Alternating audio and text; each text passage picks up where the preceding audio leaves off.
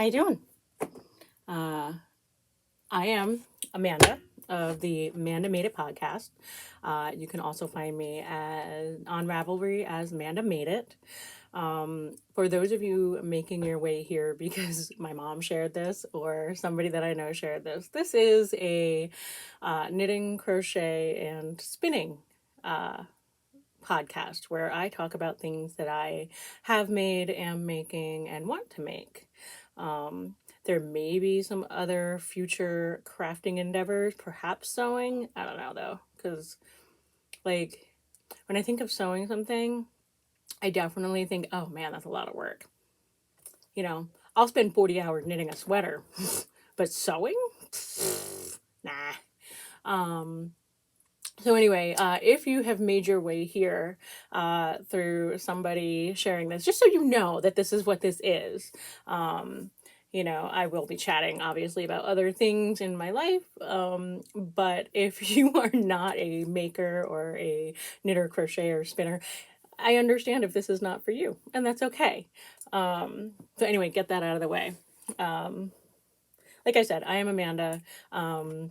Of MandaMadeIt, and this is my third episode, and I'm pretty excited because I this past weekend went to the New England Sheep and Wool Fiber Festival in West Springfield, Massachusetts, at the Eastern States Exposition thingy bobber. We call it the Big E, so that's what I'm going to call it, the Big E, the big huge fairgrounds. The event took place in a huge building. There were lots of vendors. Obviously, some vendors were missing. They did do away with the mask mandate a week or so before the event. So I think some vendors chose not to come. Some people chose not to come. Other people chose to come. So that's that. It was a really cool time. My first time going to a fiber festival, and I enjoyed it quite a bit. I definitely blew my load on all of the fiber, and I just geeked out, and it was lots of fun. So turned it into kind of like a mom's weekend because I got a hotel room. My best friend came with me. It was just kind of nice to have no expectations or rules about what we were going to do. We went and got some pho Vietnamese soup. That is delicious. It's been about 7 years since the last time I had it, and it was so freaking good. If you haven't had that before, I would highly recommend it. It is so warming and nourishing and delicious, and not heavy, but like you get huge servings. And anyway, I just totally recommend that. So let's start. I am gonna try to format this a little bit. So we'll do the typical, FOs, finished objects, whips or works in progress. I will have some spinning stuff most of the time as well. Maybe some dyeing stuff eventually, probably in the summer times. And just discussing what I like to do and what I think about things. So let's just get to it. So I have one finished object, and the bane of my fucking existence is this thing. So this is a cardigan I made for my 5-year-old daughter out of some yarn that I had made another sweater for her previously that she grew too big and asked me to make her another cardigan. So this is made out of, I think it's Lion's brand, mandala, watercolors, ombre, something. She picked out the buttons from a big old bag of buttons I got that is now in a mason jar. And she tried it on. This is itchy. Like, this is the same freaking yarn that was in the other thing. Like, literally the same. I ripped it out and made it again into something else. But she's 5, and it's itchy. So now that she thinks it's itchy, she's not going to wear it. It's going to hang in her closet. I'm not ripping it out again. It's going to hang in her closet. and it will just do what it does. This is, I think it was the Child's Hooded Cardigan by Lion Brand pattern. It's essentially, so the bottom part is just one long rectangle, and then the top is two pieces where you crochet it flat, and you make the yoke size of the separation for the yokes and the sleeves, and then you seam it all together, and then you're supposed to add a hood. I ran out of yarn for the hood, so I just made a collar because she had already said it was itchy by that point, and I am not trying to buy more of this yarn to make a freaking hood with or something that she's not going to wear. So that is that. But I'm happy to have that done. That yarn is out of my stash. You know, I have a pretty big goal for the next year, which I'll go into more later. But now I will move on to my works in progress, which I have shown before because I am not a super fast knitter, and I do put things in, get things done in like small pockets of time, but you know, I don't have that many small pockets of time, and I get tired. But anyway, so this is a pair of DK weight socks that I'm making with two fingering weights held together. Scrappy socks, essentially. This is 48 stitches on size 2 needles, which I have since come to realize is too small for me. I like a tight, dense fabric, but this is just a little too tight. I should have probably done 50 or 52 stitches. So lesson learned. I'll give these to my daughter, sure, whatever. You know, they're enjoyable, and it's using up stash yarn and scraps, which I am very happy to do. I have said before, I knit in tandem, so, you know, I'm basically finishing out the foot on one here in a minute, and then I'll just be on the toes, and those will get done probably in the next couple days. Because this is my, like, pick up and work on when the kids don't need me immediately, and, you know, so I can work on that and just set it down as no big deal. This is also in the bag that my mom made me, and it is really cute. It was very nice of her to make it for me. My next work in progress is the cardigan I am making from the Ann Bud's book, something about top-down sweaters. I've made a fair amount of progress on it since the last time. I've got a little, around 8 inches done of the body. I think I have 2 more before I start the ribbing. It does call for 13 inches before I start the ribbing, but when I measure my torso from the bottom of my armpit to the top of my hip bone, I'm only at 14 1/3 inches. And I don't necessarily I want more of a cropped or less long cardigan out of this. So I will just knit straight for a couple more inches, and then start a twisted rib. I also, it seems like I'm rowing out again, even though I had changed needle size, so I'm not really sure what that's about. I'll figure it out, or I won't. I don't really care.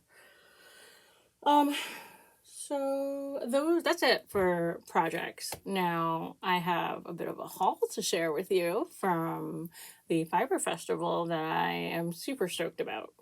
So I will tell you, I went into going to the Fiber Festival with a plan. I had 3 types of fiber that I definitely wanted to get, 2 of which I have already spun a sample of through a Braid sampler, and I really enjoyed spinning them. So I knew I wanted to get more of that fiber to have enough to make a project, like knit a project from. The third fiber I wanted to get was something that I've heard a lot about, and I just wanted to try it. I did pick up more fibers than that, but I wanted to make sure I got those 3. I also had in mind getting yarn for making a love note. I already have fingering weight. I wanted to get a color of mohair to hold double with it. So I did manage to pick that up. And then and then that was kind of like my only plan. If I saw something that really like, and I wanted to get a project bag, but I just didn't find any that I liked. And so if I saw anything else that was extra, but those are the things I wanted to get. So I'll get into it. So first, the mohair I got was from Dirty Water Dye Works in the colorway Heartbreak Hill. And this, it's reading a lot more like pinky. It's much more of a like cranberry. Well, it's still reading really pink, but I just have like the window behind me. It's actually kind of dark in here. But I have the window in front of me, and that's the best way that I can do this. And because I don't know about getting a ring light, that seems a little excessive. So anyway, I have this to hold double with the yarn, but I have to see how I like it. I actually have a couple different options for the fingering weight, and we'll see how this plays with those when I swatch.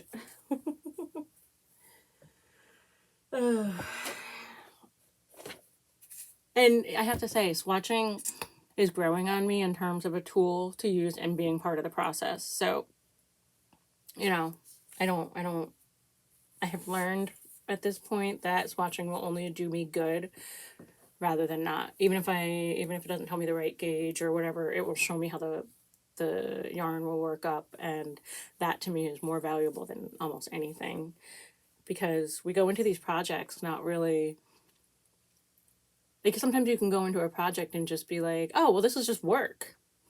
Just gonna work because I said so. And then you're wrong. And that sucks. So anyway, I saw this yarn from Cozy Colorworks.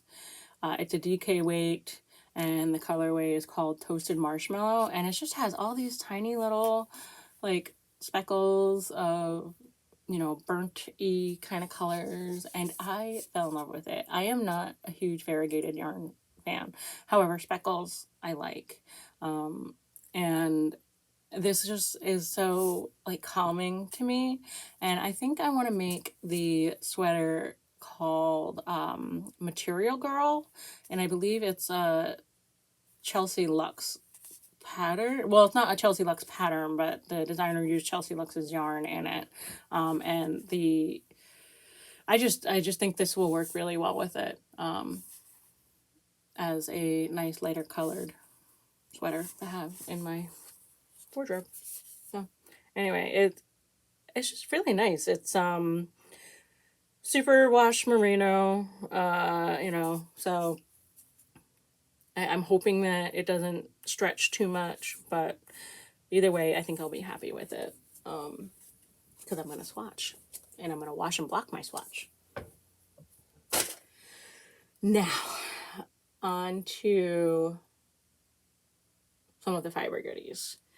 So, the three things I wanted to get for sure on my list was, one of them was Sheffield, or not Sheffield, Shetland. So this is 100% Shetland. I got 2 of these 4-ounce rovings, and this is from the Rosefield. That was their booth. I believe this is the natural color. I think it is. And I don't really care. I just think it says it's just been treated with Euclid, so it doesn't say anything about dyeing it. Anyway, Shetland was probably like, it was the first fiber I spun in my Braid study that I was like, this I like. I want to make something with this type of fiber in a yarn. And I enjoyed spinning it, and I'm just so excited about it. I don't know what I'm going to make with it yet, but I'm excited about it. The next one that I wanted to make sure I got was Targi. That was my most recent spin from the Braid study.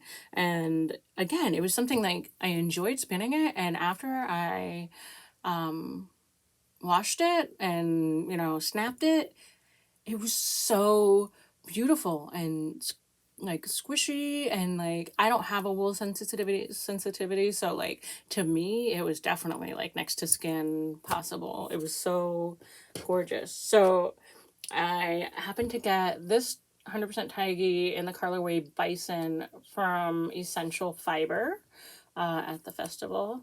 You know, it's kind of like a brown mushroomy sort of color with some variations in there. And again, I just think it's going to be fun to spin up and fun to make something with it. I don't know what, and I don't care. I'm just excited to make the yarn and then figure that out. Or maybe I'll try to figure something out, but I don't care that much. I just want to spin it. The third thing I wanted to make sure I get, which I haven't actually spun, so I made a pretty big commitment by getting a full pound of this. But it's gorgeous. Look at all of that. Like, look at those, the colors. This is natural undyed. And the guy was telling me how easy it is to dye. I was like, I'm not dyeing this. I think it's gorgeous. I don't want to dye it. I love the natural way that this looks. And this is BFL, Blue-Faced Leicester. And it is so soft, like in this form. And I am just like, I love the colors of this, and I am very, again, excited to work with it and see what comes of it. Now on to the extras, because you know I didn't just go there and buy the stuff I was only supposed to buy. I absolutely did not. I am part of the Shave 'em to Save 'em thing. I have a little passport, and there was a vendor there, the Rosefield. The people that I got the Shetland from are Shave 'em to Save 'em vendors. So I also picked this up, the Leicester Long Wool. Again, it is 4 ounces, and this one is in the colorway Harbor Mist. And it's just so pretty. I haven't spun a Leicester Long Wool, and I do have a feeling that this is a little bit more of a, well, okay. So some people say rustic when they don't want to say scratchy. And I don't think that this is, in this form, I don't think it's actually scratchy. I did hear somebody actually discuss this and say, like, yarn can be rough or smooth, and that's kind of how we perceive it. Is if it's rougher yarn, we perceive it as scratchy, and if it's smoother yarn, we perceive it as soft. And it's not necessarily soft, because like you can have a rougher yarn that's super soft and squishy, but it's still going to be rough and scratchy at the same time, which I think might be kind of an important distinction to make. I don't know, but again, it'll be fun to experiment with this and see what happens. And I got my little passport sticker for the Shave 'em to Save 'em thing. Let's see what next. Oh, I did pick up from the Woolly Traveler. I got a few things, yeah, I got these actually. The Woolly Traveler is from Friends in Fiber. And so Friends in Fiber, they had this spinning study. So this has a white South American, brown Finnish, gray Gotland, and black Welsh. So almost like a gradient set sampler thing. But again, none of these are ones, I'm pretty sure none of these are ones I've spun yet. So that'll be a fun little thing to do. Because I love samples, because then I'm not committed to, like, well, unless you're me and you buy a pound of BFL without ever having spun it. But anyway, I also got the Manx Lockton. I'm not quite sure how to say it, although I'm pretty sure I'm supposed to make some noise in the back of my throat. But I do believe this is Undyed Natural, and that color is so nice. Again, this is 4 ounces from Friends in Fiber. Not something I've spun before, but I've heard a lot about it, and so it makes me excited to try it. And You know, I wish I knew. I should have asked this, but their ties on these bags are done with little bits of this. And I don't know what this is. I don't know what this is. If this is like this, you know, fiber. I don't know. And then the next one I got is from Friends and Fiber is the Black Jacob. Again, another one that I've heard a lot about and I haven't spun it myself. So I just decided to try it. And I mean, really, like $5 for 4 ounces? That's, I mean, shit. Like, I don't mind. Then I got something I don't know what to do with. But I was so attracted to the color of it that I just said, screw it, and I'm going to get it. And then I'll figure it out later. And that is when I got some locks, some Wensleydale locks. And like, so from what little I know, I think I'm supposed to do something about flicking the ends of this. Or I could spin directly as is for like art yarn stuff, but that's not really my jam. So I mean, obviously I can just go on YouTube and look it up. But I don't know. I mean, it is just kind of pretty the way that it is, too. Just, like, stick it in a bowl up in my spinning room. But anyway, look at the cut. Like, it's just so pretty. It says it's plant dyed, and then it's got Cosmos on the label. So I assume that they dyed this with Cosmos flowers, but that could be so wrong. I don't really know. And that is from Foster Farm. So I just thought that would be fun to try. So I'm going to try it. Whatever that looks like. The last thing of mine that is very exciting and also intimidating for me is I sprung for this beautiful undyed braid of, and this is from, who is this from? Oh, Bewitching Fibers. And this is 66% merino, 17% mulberry silk, and 17% yak. So this is like, I don't know, it's just so, it's so soft and beautiful. And you can see the shine from the silk kind of in there. I can see it. I don't know if you can see it, but there's like some gray and some brown. And again, it's like the natural colors really are appealing to me. Like, there were so many beautiful colors and things that people had, but what I wanted, what was gonna, I guess, fill my spinning bucket is the naturals, and which is surprising for how I used to be. But I am, again, super excited for that. Now, I went with my best friend. And she has a lot of confidence in me, which is wonderful. And she got 2 of these from Friends and Fiber. And it's a 70-30 merino silk in the colorway Bay Breeze. And she wants me to spin it for her. Actually, let me see if I can. This stuff is so pretty. And I am thoroughly, like, if you can see what this looks like, and it's, like, got so many color variations in it.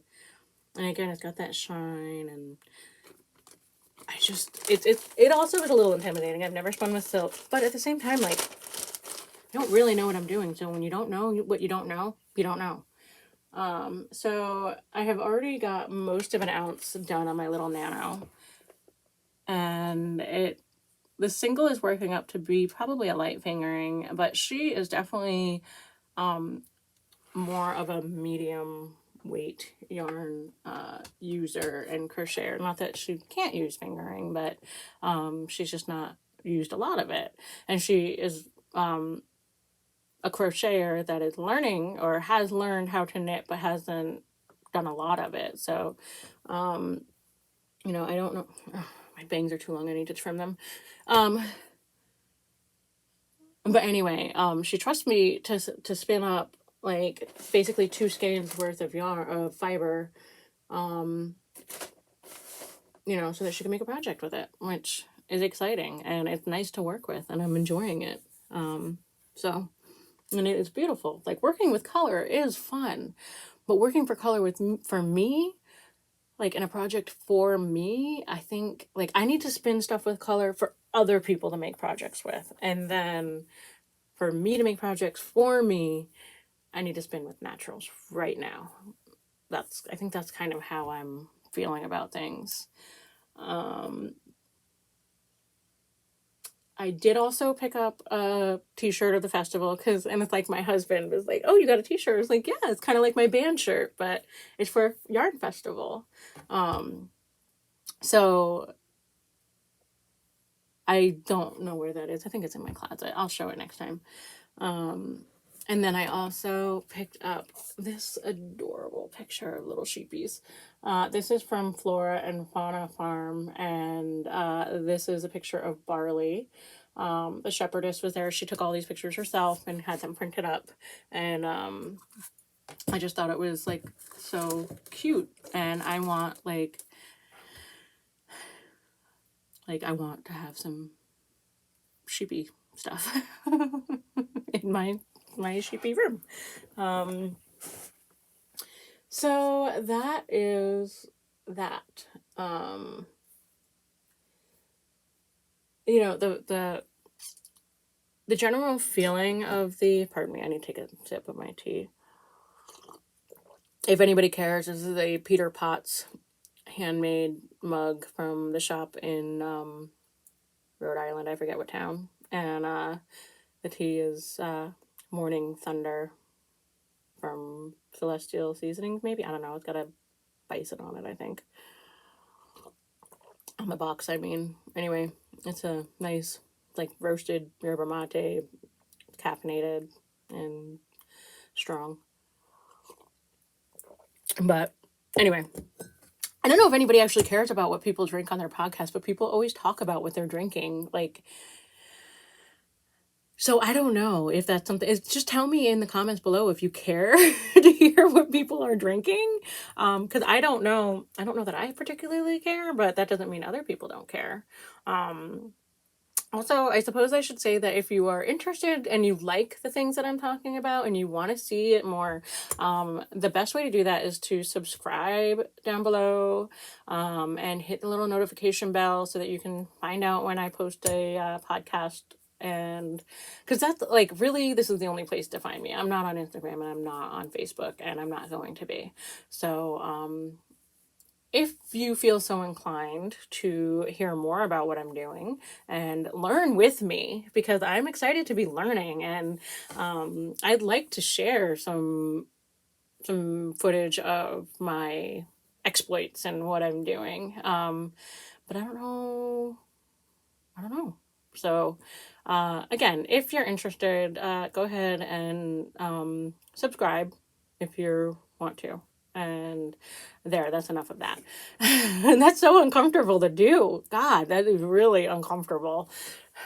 Please follow me, subscribe. God, that's makes me feel yucky. So anywho, I'll get into a little bit about life stuff. The house has been a revolving door of runny noses and coughing, and nobody has COVID. The tests have been done. The flu tests have been done. The strep throat tests have been done. It's just like it's freaking November in Rhode Island. Like people get ill and get sick and have little things.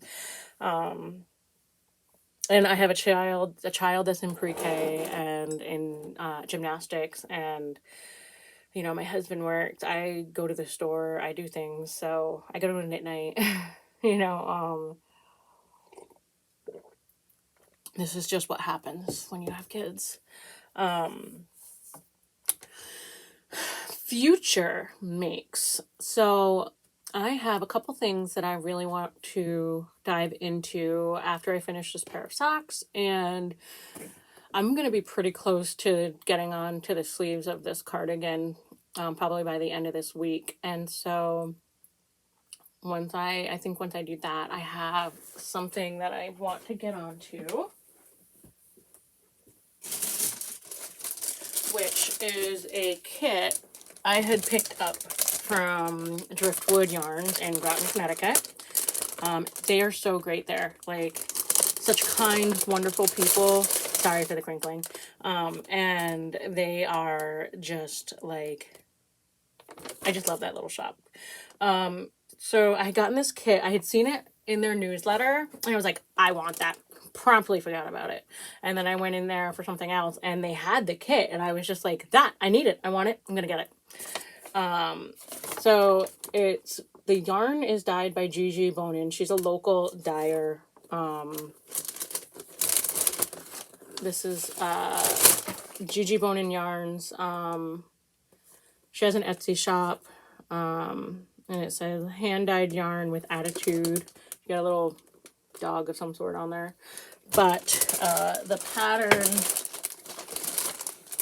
is the little Frankie hat. And it looks like I can get 2 hats out of this kit. And it is the colors that are here. And that is, the Goldie color is Squash It. Which, you know, it's just such a pretty freaking gold color. Like, I just love it.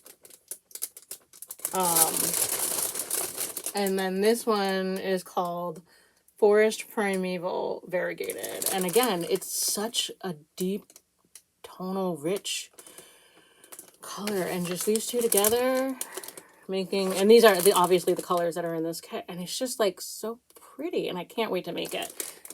And, you know, I've had this for several months, a few months. I don't really know when I bought it, but I've had it for a while.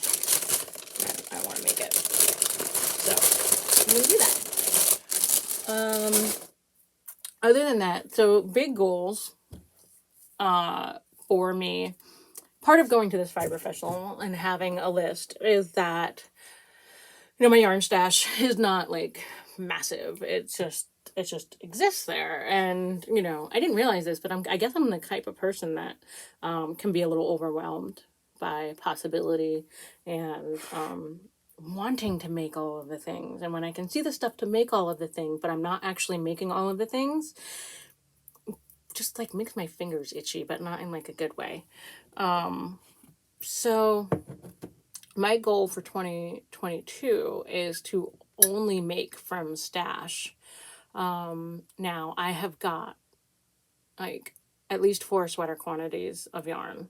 And I have got a variety of yarns and weights and possibilities for patterns and projects. So there is no freaking way that I can't make do with what I have. The only thing that I would need to purchase for, and I think I've decided to not do this project until the year after next, is an heirloom blanket that I got yarn specifically from Hue Loco, and I'm going to share that at a later time.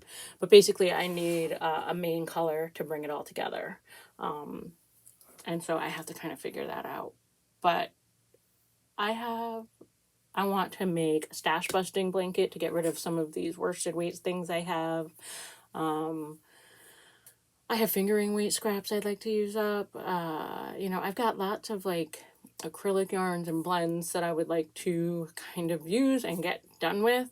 And my hope is that by the time festival season comes around next year, I will be sufficiently stashed down enough that I can go ham. For those who don't know, that means hard as a motherfucker. Ham and some festivals and get like some beautiful stuff. You know, and of course spinning as well. Like, you know, I have all these spinning things and I want to make things with the yarn that I make. I don't want to just make beautiful things out of, you know, spin beautiful things and then not touch it. So I had made myself a pair of mitts with some of my first hand spun. I have 2 skeins that I know I'm mostly positive I want to use in a hat. And then just go from there. But you know, the goal for 2022 is just not going minimalist because that's just not me. But it is to stash down a bit and be a little bit more, have a little more consideration for, or not consideration isn't the word. What's the word? Not confident. Where you're purposeful with your choices. There's a word and I can't figure it out right now.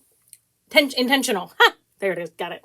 I want to be more intentional with my making over the next year because, you know, if I'm going to be going into the slow make and slow clothes and slow fashion type of things, then, you know, I think I have to be a little more intentional about how I go about it. It's not just like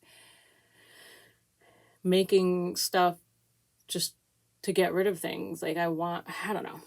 I want to be more intentional. I don't want to just be willy-nilly buying shit and then not knowing what to do with it. That annoys me. So yeah. If you are a maker and you have started, I mean, it's November. It's kind of the time to start thinking about, well, no, it's not. It's my time to start thinking about what I want to do over the coming year and how to set myself up for it. I'm a bit of a planner in some ways, and then in other ways, I'm just fly by the seat, whatever. When I was younger, I mean, planning things was not, other than going to work, like there was no plan in my life. And then having kids, I just like completely like 180, and now I'm like an organizational freak and like planning and like I have rules and I need to do things. And if I swear, like 10 years ago, met me now, both of us would want to just slap the shit out of each other because we wouldn't recognize each other at all. And that's okay. I'm fine with the 10 years ago me being 10 years ago me. Like that was a different stage and part of life. And like, you know, going through all of that got me here where I am to my husband and my 2 kids and, you know, being sober, like completely sober, like straight edge, which is, I mean, I guess it's not totally straight edge because I still use caffeine, which is a no-no for like the straight edge people. But, you know, just being like much more comfortable and confident in a lot of things and doing that work. It's pretty cool. It's pretty cool to watch your own evolution if it's a positive one anyway. So I recommend it. So anyway, if you've hung out this long, if you've enjoyed yourself, let me know. Say something in the comments. You know, hit like, hit subscribe, hit all the things, share it to your social medias because I don't have one. So let me use you to do that. And if you don't want to, please don't feel any pressure to do so. Anyway, it was nice to chat, and I think I'll see you in a couple weeks, and I'll have some other stuff to share then, hopefully. All right. Ta-ta for now.